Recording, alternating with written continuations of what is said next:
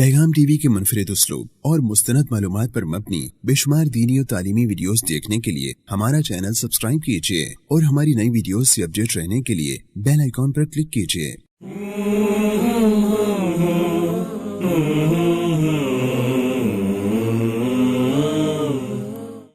बिस्मिल्लाहिर्रहमानिर्रहीम। अस्सलामु अलैकुम वरहमतुल्लाहि वबरकातुहू।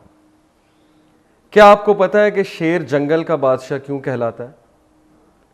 मैंने ये सवाल एक बार एक गैदरिंग में ऑडियंस से पूछा और मुझे तरह तरह के जवाब मिले।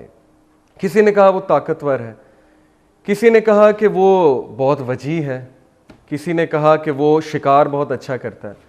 मुख्तलिफ किस्म के जवाब मेरे सामने रखे गए, लेकिन आज मैं आपको वो जवाब बताता हूँ जो कि साइंटिस्ट कहते हैं कि शेर जंगल का बादशाह क्यों कहलाता है। बायोलॉजिस्ट ये कहते हैं कि the reason lion is called the king of the jungle is because the cat species, ये जो कैट की स्पीशी है जिसमें टाइगर, लायन, कैट ये सारे एनिमल्स आते हैं, the cat species is the most adaptable to change.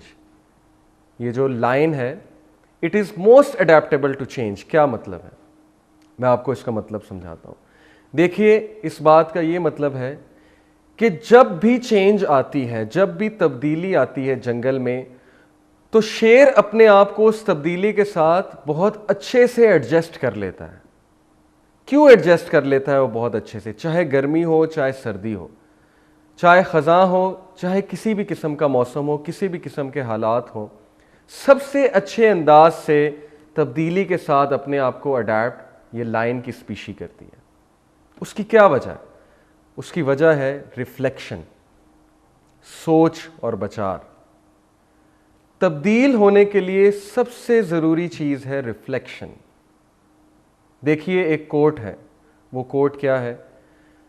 Change is the only constant in life. हर चीज़,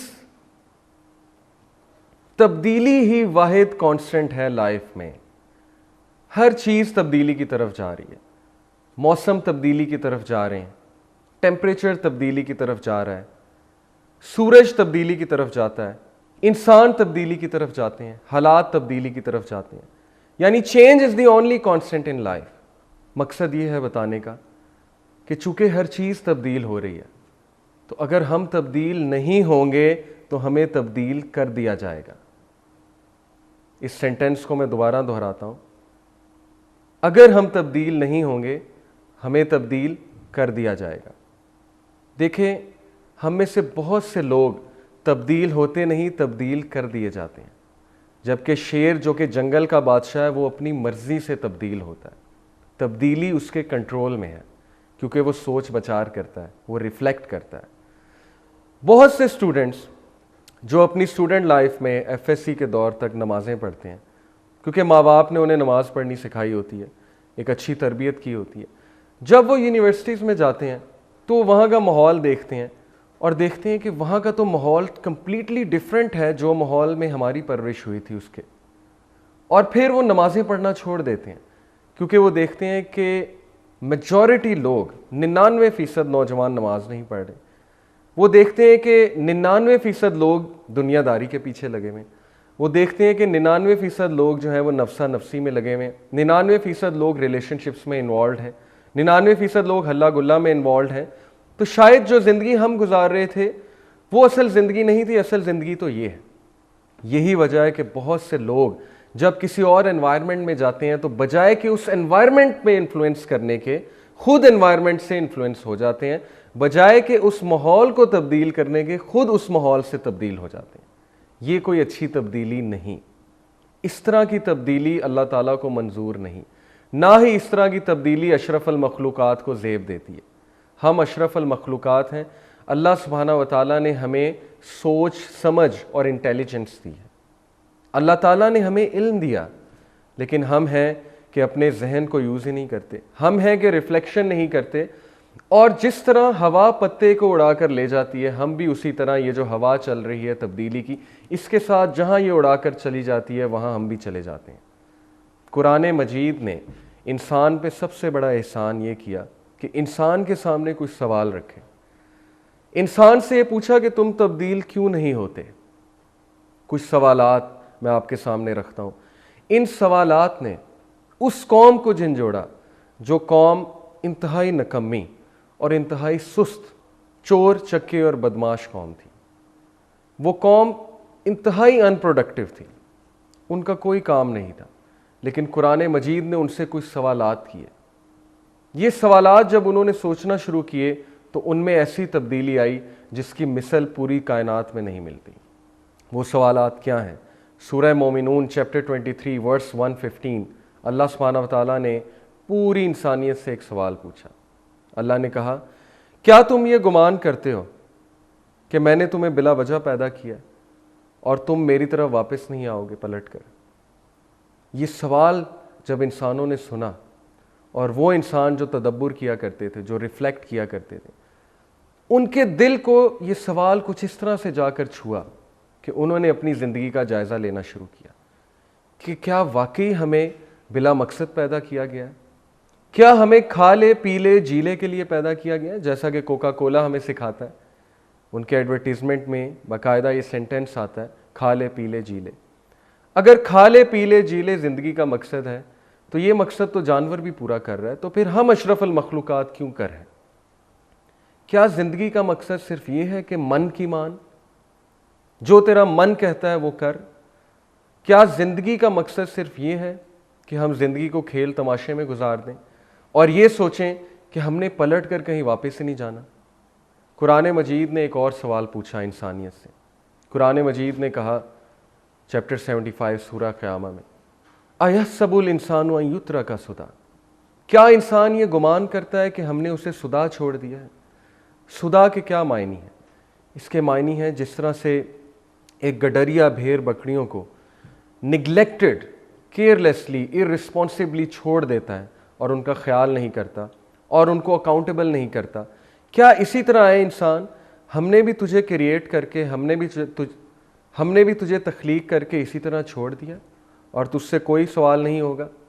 تجھ سے نہیں پوچھا جائے گا کہ تو نے مال کیسے کمایا، تجھ سے نہیں پوچھا جائے گا کہ تو نے اپنی جوانی کن کاموں میں صرف کی، تجھ سے نہیں پوچھا جائے گا کہ تو نے فلانے شخص کے ساتھ زیادتی کیا سوچ کر کی، تجھ سے نہیں پوچھا جائے گا کہ تو نے اپنے علم کو کہاں پہ استعمال کیا. تجھ سے بالکل پوچھا جائے گا، ایک ایک چیز کا تجھ سے سوال ہوگا. فَمَن يَعْمَلْ مِثْقَالَ ذَرَّةٍ خَيْرًا يَرَهُ وَمَن يَعْمَلْ مِثْقَالَ ذَرَّةٍ شَرًّا يَرَهُ.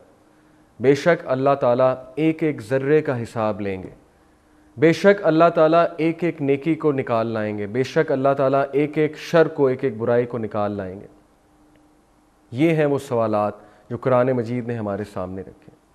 قرآن مجید نے انسان سے سوال کیا، هل أتى على الإنسان حين من الدهر لم يكن شيئا مذكورا، کیا انسان پر ایک ایسا دور نہیں گزرا جبکہ he was nothing to be mentioned, he was not even worth mentioning. تو اے انسان، جبکہ تو ایک نطفہ تھا، you were a drop of sperm، آج تو اس رب کے سامنے کھڑا ہوتا ہے جس رب نے تجھے پیدا کیا اور تو اس سے سوال کرتا ہے، تو اس سے جھگڑتا ہے. سورہ یاسین میں اللہ تعالیٰ نے اسی بات کو اس انداز میں پیش کیا. اولم یر الانسان انا خلقناہ من نطفۃ فاذا ہوا خصیم مبین، کیا انسان نہیں دیکھتا کہ ہم نے اسے ایک نطفے سے پیدا کیا اور بیہولڈ وہ ہمارے سامنے کھڑا ہوتا ہے ایک دشمن کی طرح اور ہم سے سوال کرتا ہے کہ کیا اللہ تعالیٰ ان ہڈیوں کو دوبارہ جمع کر کے انسان کو دوبارہ سے پیدا کرے گا؟ اللہ کہتے ہیں بالکل ہم دوبارہ سے پیدا کریں گے. سورہ قیامہ میں اللہ سبحانہ و تعالیٰ نے کہا لا اقسم بیوم القیامہ ولا اقسم بالنفس اللوامہ ایحسب الانسان ان لن نجمع عظامہ بلا قادرین علی ان نسوی بنانا. کیا انسان یہ گمان کرتا ہے ہم اس کی ہڈیوں کو دوبارہ جمع نہیں کریں گے؟ اللہ کہتے ہیں کہ تم ہڈیوں کی بات کرتے ہو، ہم تو تمہارے فنگر ٹپس دوبارہ پیدا کر دیں گے، بالکل اسی طرح بنا دیں گے جس طرح سے پہلے بنائے تھے، پرفیکٹ آرڈر میں. آپ کو پتہ ہے جو ہمارے فنگر ٹپس ہیں یہ ہر انسان کے یونیک ہوتے ہیں. اللہ تعالیٰ یونیک موسٹ فیوچر بتاتے ہیں کہ تم یہ گمان کرتے ہو ہم ہڈیوں کو دوبارہ جمع نہیں کریں گے، ہم تو تمہاری فنگر ٹپس کو دوبارہ پرفیکٹ آرڈر میں بنا دیں گے. اسی طرح اللہ تعالیٰ نے ہماری توجہ ایک طرف مرکوز کروائی. سورہ الانبیاء میں اللہ سبحانہ و تعالیٰ نے پوچھا اقترب للناس حسابهم وهم فی غفلۃ معرضون، حساب کا وقت قریب آ رہا ہے اور یہ لوگ ہیں کہ غفلت میں ڈوبے ہوئے ہیں، یہ لوگ ہیں کہ میری ہدایت سے اعراض کرتے ہیں، یہ لوگ ہیں کہ جب ان کے سامنے کوئی ریمائنڈر دیا جائے، قرآن کی آیت سنائی جائے تو یہ مذاق اڑاتے ہیں، یہ اس کو ایک کان سے سن کر دوسرے کان سے نکالتے ہیں، تو ان کو پتہ لگ جائے گا عنقریب۔ ناظرین، یہ وہ چند سوالات ہیں جو قرآن مجید نے ہمارے سامنے رکھے، اور یہ سوالات اللہ تعالیٰ نے ہمارے سامنے کیوں رکھے؟ کیونکہ اللہ تعالیٰ ہم سے یہ پوچھنا چاہتے ہیں کہ کیا تم تبدیل نہیں ہوگے؟ Will you not reflect? کیا تم نہیں سوچو گے؟ کیا وقت نہیں آ گیا کہ تم اب تبدیل ہو جاؤ؟ دن میں 5 بار مؤذن تمہیں کہتا ہے حی علی الفلاح، حی علی الفلاح، آؤ کامیابی کی طرف، آؤ کامیابی کی طرف، پھر بھی تم کامیابی کو ڈھونڈتے پھرتے ہو، پھر بھی تم لوگوں کے آگے بھیک مانگتے پھرتے ہو کہ مجھے کسی طرح کامیابی کا گر بتائیں۔ رب العالمین نے کامیابی کا گر بتا دیا، کامیابی نماز میں ہے، حی علی الفلاح، آؤ کامیابی کی طرف، آؤ کامیابی کی طرف۔ تو ہمیں ریفلیکٹیو چینج کرنی ہے، ہمیں زمانے کے ساتھ چینج نہیں ہونا، ہمیں چینج ہونا ہے، ہمیں تبدیل ہونا ہے جس طرح ہمارے رب نے ہمیں تبدیل ہونے کا کہا ہے۔ ہمیں دوسروں سے انفلوئنس نہیں ہونا، ہم اشرف المخلوقات ہیں، مسلمان لیڈر ہے، اسے نہیں زیب دیتی یہ بات کہ وہ زمانے سے انفلوئنس ہو، وہ انوائرمنٹ سے انفلوئنس ہو، وہ لوگوں سے انفلوئنس ہو۔ ہمیں اللہ نے خیر امہ بنایا، ہمیں اللہ نے لیڈر بنایا، ہمیں زمانے کو انفلوئنس کرنا ہے، ہمیں دوسروں کو انفلوئنس کرنا ہے، ہمیں دوستوں کو انفلوئنس کرنا ہے، ہمیں رشتہ داروں کو انفلوئنس کرنا ہے، ہمیں سوچنا ہے ہم کہاں جا رہے ہیں، ہمیں یہ سوچنا ہے کہ کیا ہم زندگی اس طریقے سے گزار بھی رہے ہیں جو اشرف المخلوقات کو زیب دیا کرتی ہے، یا ہم زندگی اس جانور کی طرح گزار رہے ہیں جو کھاتا ہے، پیتا ہے، جیتا ہے، سوتا ہے اور اس کے بعد جو ہے وہ مر جاتا ہے۔ تبدیلی کے حوالے سے 3 چیزیں یاد رکھیے، جس بھی انسان میں یہ 3 خصوصیات ہیں انشاءاللہ وہ بہترین تبدیلی کی طرف جائے گا، وہ اس تبدیلی کی طرف چلا جائے گا جو تبدیلی اللہ تعالیٰ اس سے ایکسپیکٹ کرتے ہیں۔ پہلی چیز نیت۔ میں اکثر سوچا کرتا تھا کہ امام بخاری رحمہ اللہ نے اپنی صحیح بخاری میں پہلی حدیث انما الاعمال بالنیات کیوں رکھی؟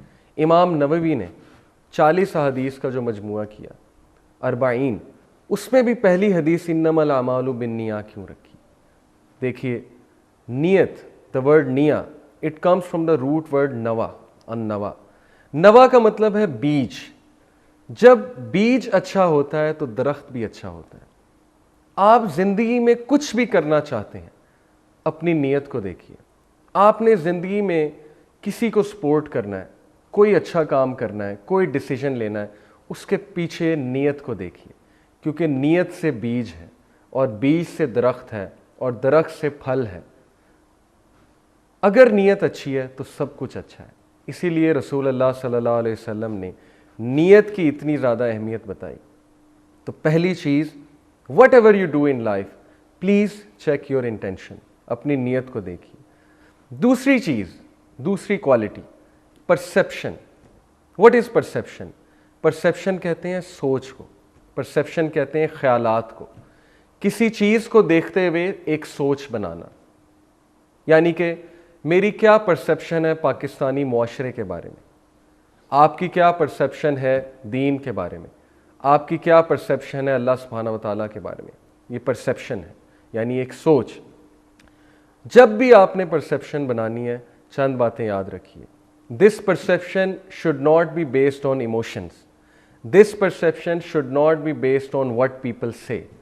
یہ پرسیپشن، یہ سوچ مت بنائیے گا یہ دیکھتے ہوئے کہ لوگ کیا کہتے ہیں، مت بنائیے گا یہ دیکھتے ہوئے کہ لوگ کیسے سوچتے ہیں اور لوگوں کا اس بارے میں کیا رائے ہے۔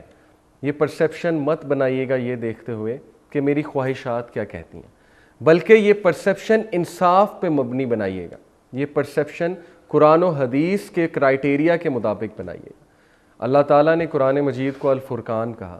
فرقان کا معنی ہے وہ چیز جو حق اور باطل میں فرق کرے۔ تو اللہ سبحانہ و تعالیٰ نے جب آپ کو ایک کرائٹیریا دے دیا ہے تو ہمیں اپنی پرسیپشن کو قرآن مجید کی پرسیپشن کے مطابق بنانا ہے، ہمیں اپنی پرسیپشن کو انصاف پر مبنی اصولوں کے مطابق بنانا ہے۔ ہمیں لوگوں سے امپریس نہیں ہونا۔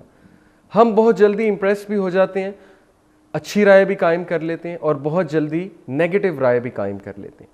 ہمارا چیزوں کے بارے میں پرسیپشن بہت ججمنٹل ہوتا ہے.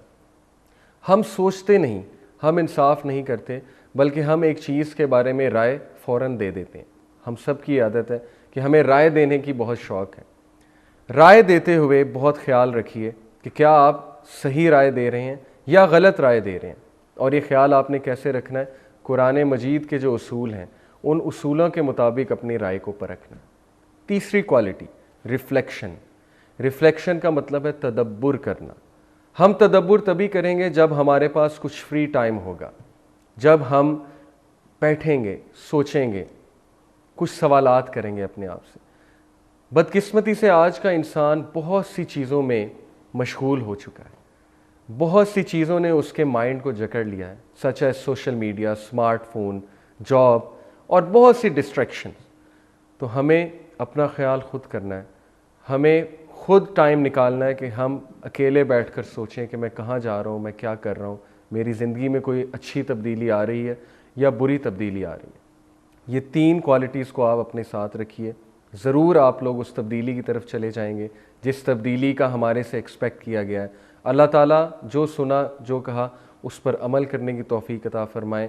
سبحانک اللہم و بحمدک اشہد ان لا الہ الا انت استغفرک و اتوب الیک. والسلام علیکم ورحمۃ اللہ وبرکاتہ.